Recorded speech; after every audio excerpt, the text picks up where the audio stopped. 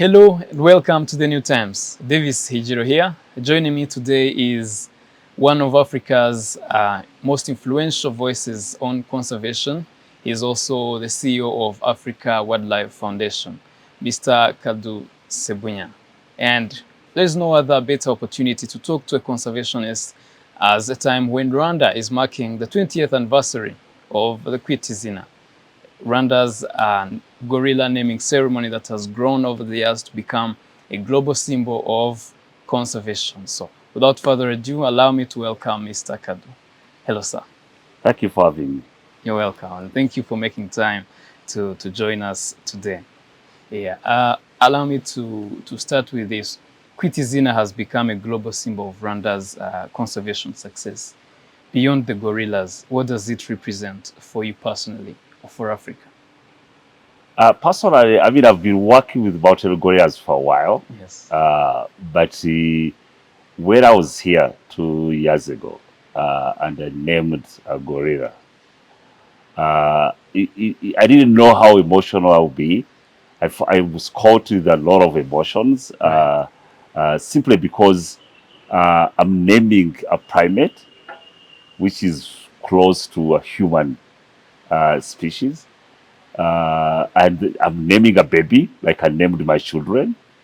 I got caught up into those emotions, Right. and it symbolizes a lot of things for me. I started thinking about the young mountain gorilla I'm naming, Right. its future. What's the name? In the Teziwa, Yeah. in the Teziwa, I think. Right. Yeah, I hope I got that right. Inatezuka. In that Tezuka, Right. yes, and I Yeah. think that means resilience, Yes. which is brilliant Yes. because these are wild primates, Yes. but I think what it symbolizes more is confirms to us as a human species Right. that they are Africans. They only live on this continent. They are fellow. They are fellow. They're fellow Africans to Right. us. Yeah. They don't live anywhere else in the world. And I think it tamed this idea that human species have, which I call arrogancy, that this continent belongs to us, Yes. and we're in control of it, Yes. and everything else is not African. Yes. So you give an animal a name, it brings that kinship, that it belongs, Yes. it's part of you. But also, what is also true is that wildlife part of our poems, part of our songs. Right. Our villages are named after them. So they determine and define who we are as Africans. Yes. Personally, my name Sebunya belongs to a black and white Columbus monkey. No, wait. That is my clan. How do I pronounce it? Sebunya. Sebunya. Yes. It belongs. If I'm in Uganda and I Yes. tell somebody that I'm Sebunya, Yes. they will say, you are from this clan. Right. You know what that determines? It determines who I will marry. Right. It determines who I connect to by history as a human being, by just that black and white Columbus man. Right. Also, it determines that my job is to protect it Right. and its habitats. And then that means my children will protect it and its habitat. So they are who we are. And that's what emotional means. That's what I really like about this idea Rwanda has of naming mountain gorillas. And I hope we'll name rivers, Right. trees, with human names. And I think that brings that closer, as we should be close to nature. And we are traditional. Yes. We're just forgetting. Right. Well, I hope one day we'll go beyond the gorillas and also go name the rivers, name the trees, and yeah, I think maybe in the next how many years? I think rivers have names, Right. but they don't have rights. When you name a baby gorilla a name, you start thinking twice in terms of its rights. In the Kwezuka, Yes. has rights and be protected by the laws that protect any Ndikwezuka living in in Rwanda. Yes. So it brings those ideas that these things belong. Yes. It They are adds life. protected by the national laws, Yes. and they have a right and Yes. place Yes. to be here. Right. I'll move on to the next question. Rwanda is often cited as a model of linking conservation with economic growth. In your opinion, what do you think makes Rwanda's story unique, and what lessons do you think the rest of Africa can learn from it? I think to me, what Rwanda has done is unique because they are compared to other countries where I travel and work, they are not looking at conservation as a side project. Conservation is the Rwanda's DNA of economic development. Most Rwandans clearly see the contribution of conservation or species like mountain gorillas to the national economies. Now, you go to Musanze, people know directly. And Kwitezina, for those who are going to be there tomorrow, you see the connection people have with these mountain gorillas. And it's no longer now economic, it's now culture. It's now a culture, yeah. They belong, and eventually these gorillas are determining, who the Musanze people are. They are defined, yes. Parisians are defined by the Eiffel Tower. Yes. You go to Cape Town, it's the Table Mountains. Yes. Yes. The Musanze people, it's the mountain gorilla. They are synonymous to them. I come from a place of mountain gorillas. Right. So they are determining their culture, their destination, but they make a lot of economic sense. And I'll give you an example. Their house, about 1,800 households that own a lodge in Musanze. The lodge pumps close to $500,000 into these households. So for them, a mountain gorilla is a health clinic. Right. A mountain gorilla is a school. A mountain gorilla is a microfinancing instrument. A mountain gorilla, is a road network because they've seen it. They've seen that contribution. Now, there are those who own businesses within the value chain. Yes. As tourists arrive, they're going to take mineral water, they're going to eat, they're going to use services that are provided by the province. And people have started seeing that. And that's the uniqueness. And that's what conservation is. Because we know conservation is going to succeed without economic development. And economic development is not going to happen without conservation. And that's the uniqueness of how Rwanda has done, especially around the mountain gorillas. There is also the revenue, as you're talking, I remembered of the revenue sharing scheme, where the government gets some of the money from the and pumps it with the local economy for communities. And the result of that, we haven't lost a mountain gorilla. Right. They're protected. Poaching. They're valued. For the last 4 years. No mountain gorilla has been poached. Yes. So in other parks and countries where we work, where we haven't realized and people haven't realized the economic value of the assets they live with, and they are valuing a chicken more than a lion or a rhino, they are not going to protect it. Yes. As we see here, people doing with the mountain gorillas. So it makes a lot of sense because when Africans benefit, they will be able to live with wildlife and they will care. Yes. The old fashion of conservation that had alienated Africans, that had focused on wildlife and protected national parks from Africans using guns, using rangers, using vehicles, helicopters, planes to do it. We haven't gotten the results we want, as you've had in Musanze. So now you see that rangers in Musanze have guns, but just to protect tourists as they go on the trail. Not poachers, not. No poaching. And what has that resulted? Is it's cheaper now Yes. to run a park because you no longer need 1,000 rangers, guns, night goggles, Right. cars to patrol, fuels, planes. That's what we are seeing across the continent. Those who are still using a protectionist approach, which is very colonial. Yes. I really agree with you, and I think what is happening here is a mindset change. It's a mindset shift. But Mr. Kaddu, some critics argue conservation comes at the expense of people.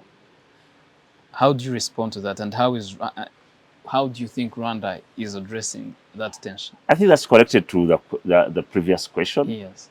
The critics are sometimes right. They've seen conservationists, or they've heard from conservationists when they're trying to stop a road going through somewhere. They've only heard from conservationists when they're refusing a hydropower generation plant to be put somewhere. They've heard from conservationists when they're refusing development in certain areas. That's when they've heard from conservationists. We have been talking among ourselves. We go to workshops talking among ourselves. And what Rwanda has done is, you see, the parks are managed under RDB, Yes. Rwanda Development Board. It's an economic. There is a realization that national parks are economic assets. And therefore, they are managed among other economic assets under RDB. That is key. If you don't do that, then you are going to have critics saying conservation Comes at the expense of people. is about stopping development. Right. That conservation has a hidden agenda. That conservation is like animals more than people. We've heard about that simply because we haven't been able to connect the dots for the rest of Africans. And that's true to the rest of the world. We haven't done very well because conservation had focused so much on science. It became a science sector. Yes. And I'm not a scientist. But I'm happy that you're not calling me Dr. Kaddu because I've been in workshops and people are referring to me as Dr. Kaddu because I'm heading the largest African conservation NGO and therefore I have to be a scientist. Yes. That has been a mistake. Africans are conservationists. We've lived with the wildlife for centuries. Like I said previously, we know how to live with wildlife. What we haven't figured out, how do we live with wildlife at the same time develop in a way that helps us to live amicably as we used to? Yes. What I've seen our response to economic development is we are chasing the Western world. And we know what happened to the Western model. In Europe, they lost most of its biodiversity. In North America, they've lost most of all their biodiversity. In Asia, they've chased the Western world economic model. They've lost majority of their biodiversity. Africa is the last frontier. We have 30% of the global biodiversity. And we are the savior to challenges like global climate change. So we are so fortunate that we are last in the game. We are able to see what happened elsewhere. We still have a third of the global fresh water is here. Yes. 30% of the global biodiversity, but also we are rich in minerals. So the realization of that, tying conservation and development, we are going to be a superpower. I'm very optimistic about that, economically, as well as contributing heavily to the global solutions affecting health, food security, and climate. Yeah. No, I agree with you. And my next question has relation to this, but I'll still push your hand on this. We're seeing unprecedented crises like global climate, biodiversity crisis. How do you think the rest of the world or let's even keep it in Africa. How do you think they can learn from Rwanda's conservation model to secure the future over the next 20 years? I haven't met a Rwandese Yes. who doesn't think that the country's brand is mixed with the mountain gorilla. So majority of Rwanda, their brand is nature. It's the brand for Africa. So what Rwanda has done here is a model for the rest of Africa. You know, Sub-Saharan Africa, we have the tallest mammal in the world. That's a giraffe. Right. That should be a brand Itself. for itself Yeah. to many places. So there are things that Rwanda has done right that are really others should envy and copy. To see a mountain gorilla here, you pay $1,500. You see it for an hour. You don't touch it. You don't consume it. You don't go near it. It's the most expensive product in the world. And people are coming in drones because of what Rwanda has turned the mountain gorilla into. You go to other places in Africa, people pay $3,000 to fly business class Right. to a destination in Africa. They stay in a lodge, they pay $2,000 to $10,000 a night. They enter park to see the tallest mammal in the world, and they pay $20 to enter park. The reason they've come to Africa is to see giraffe, to see the lions, to see our beautiful elephants, the rhinos, and they pay $20 to enter park. But the KLM, British Airways, Rwanda Air makes more money than the asset that brought them. brings people to a continent. Rwanda has reversed that to the mountain gorillas. And I hope the continent can learn that and see how we can package our resources and realize that Africa is rich, but our richness is above the ground. Don't listen to economists who tell us that Africa is mineral rich. We are not mineral rich. There are less than 10 countries in Africa that are mineral rich. Yes. Africa is not a country. So Africa is not mineral rich, but Africa is biodiversity rich. Our wealth, even if you go to Sahara Desert, our wealth is above the ground. And Rwanda has demonstrated that to the mountain gorillas. As we come to an end of our conversation, as someone who has been part of Africa's conservation story for decades, what does this moment mean to you, and what is your hope for Rwanda's future? We're talking about the Kwitizina. I think this moment of Kwitizina is really how it has galvanized. It's the talk of the town here. The waiters I've met in the hotel where I'm staying, the taxis I'm using, everybody's talking about Kwitizina. You know? Yeah. It's no longer about conservation. It's the pride of the country. And that moment is what I want to bottle and take home. Yes. Because that is the moment, that's the dream. I've been in conservation for a long time, and I've been accused of being a sellout. I've been accused of liking animals more than people. You know? I've been accused of being a tree hugger.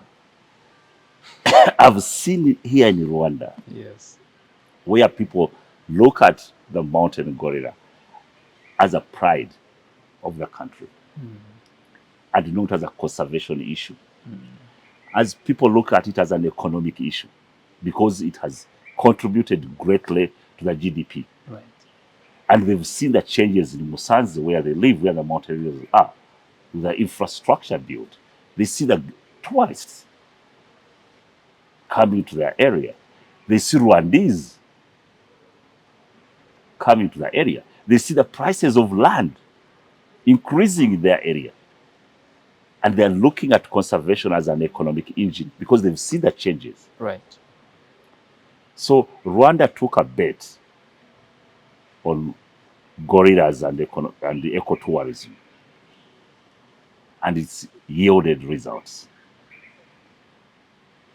It raised the bar and the ambition. So there is a plan here, there is a vision, and there is leadership. And that's what creates an environment for economic development and conservation. Right. The curious kid in me is pushing me to ask you briefly, for anyone who might be curious as me watching this video, at what age did you find yourself into conservation? Until the time when people could accuse you to love wildlife more than humans, to be accused to be a tree hugger. At what point did this come? It was by accident. Yeah. And I think that's why people think I'm passionate about what I do, because I didn't learn it in class, you know. So I'm not doing it because that's my academic path. I'm doing it because I learned on it by accident. You know, I did sociology and political science, and my dream was to go and do economic development. You would be in You know? some certain bank somewhere. Yes, that was my dream. But while I was chasing my dream, I first heard about the word environment from a woman who was the first prime minister of UK, Margaret Thatcher, and I was living in France. What age? I was about 22. 22. You hear about because I had environment. finished Yeah. university in Uganda. And I heard her complaining about environment because European Union was passing laws that are going to govern how economic policies are done in Europe, because they were having a lot of acid rain and, from Eastern Europe, and there were issues there. Right. And Margaret Thatcher was saying UK doesn't have to follow European environmental laws because they're stopping development. And I was like, and she was so serious about it. And I was like, what is environment? So I pursued it. As I learned more about it, I said, you know what? Why isn't that nobody in Africa talking about environment? Yes. How come I've finished a degree and I've never heard about this word environment? Right. Who is doing it? Yeah. So as I started investigating, Found a gap. there were only international NGOs doing it. Only white people doing it. Only white men involved. I switched on Discovery Channel, not Geo. and I have not seen black people talking about environment. And I'm like, there's something wrong here. So I started pursuing now Yes. degrees and courses in environment, and I did that.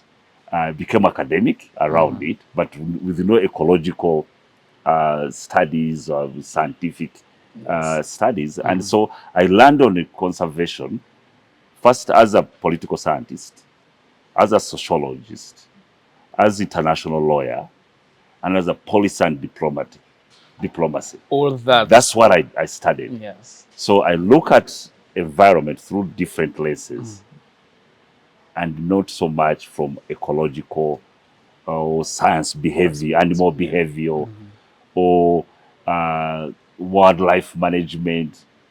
And I laugh about that because when animals are wild, I don't think they need management. That was a lie. Wildlife doesn't need management. Yes. Wildlife doesn't need human species. Yes. It's human species that need wildlife. I don't know whether you remember during COVID, when we locked ourselves in homes. Yes. Wildlife thrived everywhere we work, and we work across the continent. There is no program we are involved in across the continent that wildlife numbers did increase when people were locked in their houses, which demonstrates that wildlife actually doesn't need us to manage them to increase their numbers. We just need to get out of the way Yes. and behave better. And I always tell people that if you honestly ask a mountain gorilla or an elephant or a giraffe what they want from us, they are not going to ask us more research on them, Yes. or more rangers to protect them. They're just going to say, can you please help me with my neighbors' behaviors? Only that. Can you please help me so that my neighbors can appreciate me and live with me? That is what they will ask us. So, for all of us who are in conservation, the focus is on people. Yeah. The investment should be with people, helping people survive, live, negotiate space for wildlife, but through helping people being able, have capacity to live with wildlife. And that means economic livelihoods for people that are sustainable, that are climate smart, that are resilient, and that are compatible Right. to people they live with. And that is the program of park expansion in Rwanda. We are working with government here. Am I allowed to ask you how far the project is? The project belongs to the government of Rwanda. Yeah. It's not our project. We are really just supporting the project. But the master plan is done by the government. Yeah. It's there. The government has identified the economic activities going on today. They have identified what best economic activities that needs to be supported with the people. They've identified the best areas for agriculture, the best areas for human settlement, the best areas for tree planting, the best areas for tourism. All that has been identified. Now, the next steps are investments, economic investments. It's an economic development project. It's not a park expansion project. That is the name, because that's the goal. But it's an economic development project.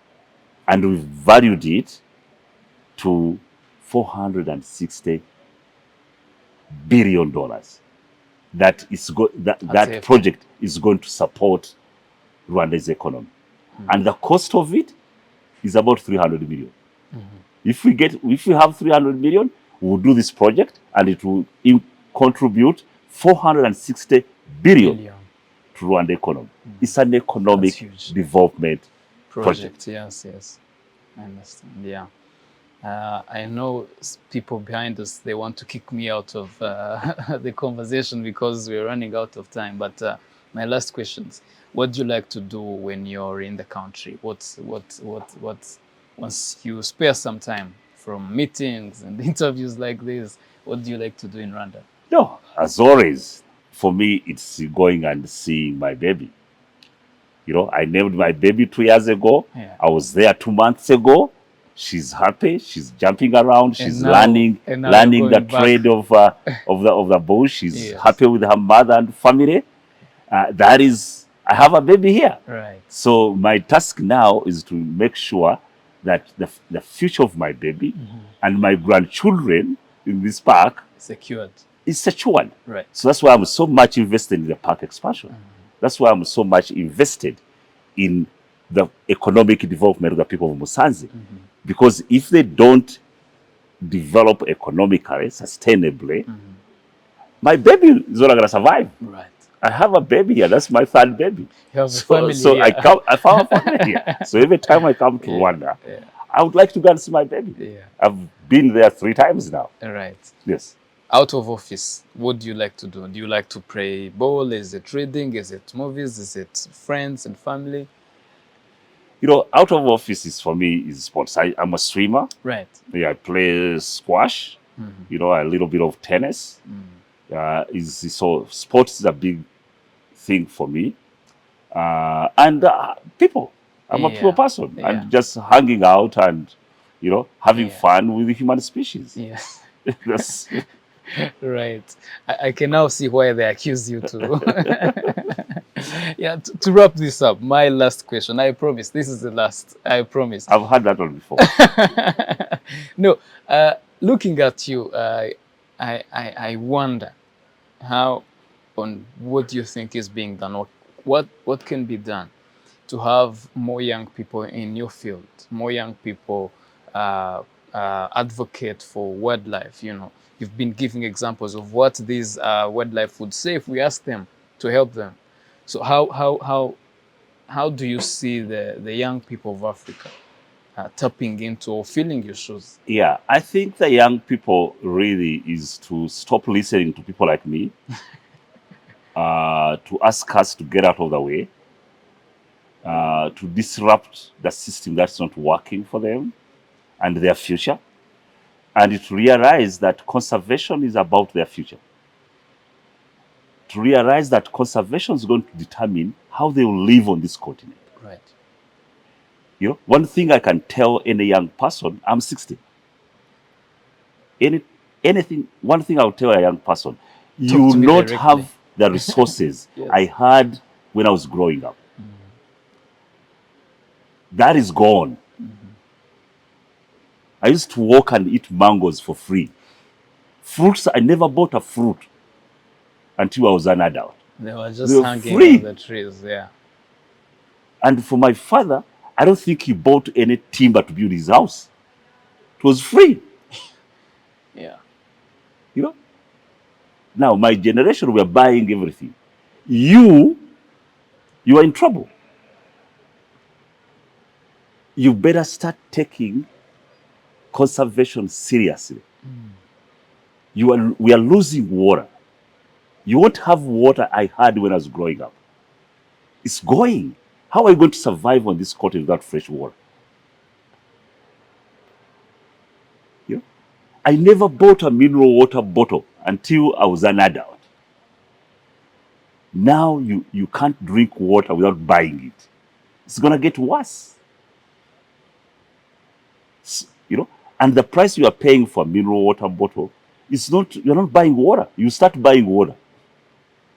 Because mineral water bottle, the price is packaging it, the labor, purifying it, and distribution. Right now, they think water is free.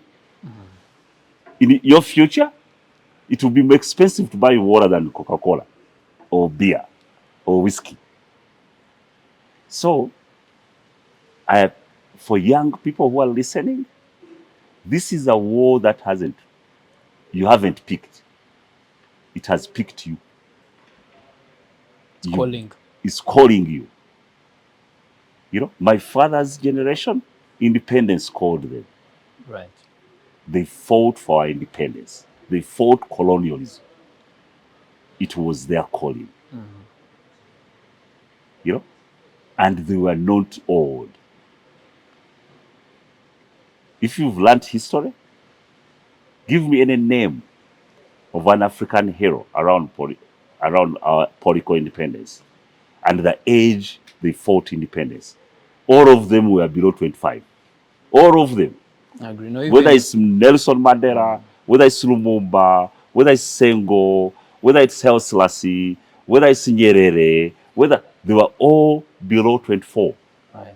So the idea that you are 24 and you think you are young, and you want somebody who's 60 to give you permission to do anything, no colonialist gave that group permission. They fought. I wouldn't be seated here if they didn't fight. They liberated us. They were young. You know, and guess what?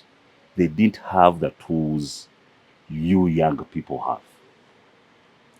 I keep thinking about it that if Nyerere could send a video message to Haile Selassie, this continent would have been liberated in 4 days. If Haile Selassie, just think about it. If Haile Selassie, Lumumba, Nelson Mandela, Nyerere, you know, Nkrumah, they had a WhatsApp group. So they could easily just think about it. If they had a WhatsApp group, how quickly they would have liberated this continent. It would have been easier. Think about the education level. Mwalimu Nyerere was a primary teacher with a diploma. He led the liberation of Southern Africa.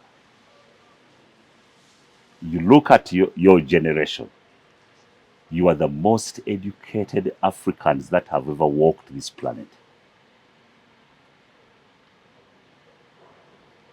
And you are 70% of the continent's population. What can fail if you really focused on something? 70% of the continent is you. You are more educated.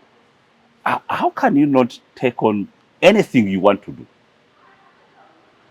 You know, and just do it, right, instead of waiting for permissions from another generation. They're not listening to us. They don't involve us. They don't support us. They don't think, you know, why would they when they're enjoying? I am here enjoying my life, and you think I'm gonna say, oh no, let me involve other people? Why? Why would I do that? Why would colonialists involve Nyerere in anything? So that is my message to young Africans. You are not the leaders of the future. You are the leaders of yesterday. But what has chosen you, your biggest problem, is climate change. No, thank you so much, my fellow young people. You heard the wake-up call, and this has chosen us, as Mr. Kaddu has said. So this brings us to the end of our conversation. Allow me to thank you so much. Thank you. Thank you for having me. Yeah, thank you for making time. And as usual, you know where to find our content. Until next time, God bless.